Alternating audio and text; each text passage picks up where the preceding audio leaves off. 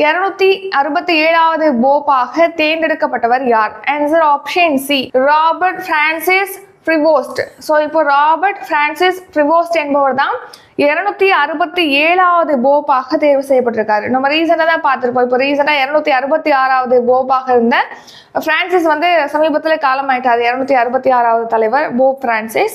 So அதை எடுத்து பார்த்தீங்கன்னா இப்போ அந்த கத்தோலிக்க திருச்சபையுடைய 267வது தலைவராக தேர்ந்தெடுப்பதற்காக வாக்கெடுப்பானது ரகசியமாக நடத்தப்பட்டது. அதாவது வாட்டிகன்ல இருக்கக்கூடிய சிஸ்டைன் தேவாலயத்துல பாத்தீங்கன்னா மூடிய அரங்கத்துக்குள்ள ஒரு வாக்கெடுப்பு நடத்துறாங்க. இந்த வாக்கெடுப்புல யார் பங்கேற்றாங்கன்னா 71 நாடுகளை சேர்ந்து 133 கார்டினல்கள் வந்து இந்த வாக்கெடுப்புல பங்கேற்றிருக்காங்க.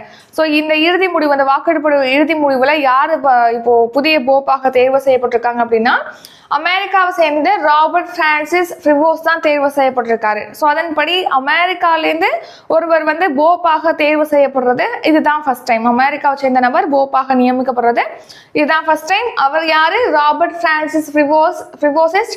ஸோ இவர் பார்த்தீங்கன்னா லியோ 14ஆம் லியோ அப்படின்னு சொல்லிட்டு அழைக்கப்படுவார் அப்படின்னு தெரிவிச்சிருக்காங்க.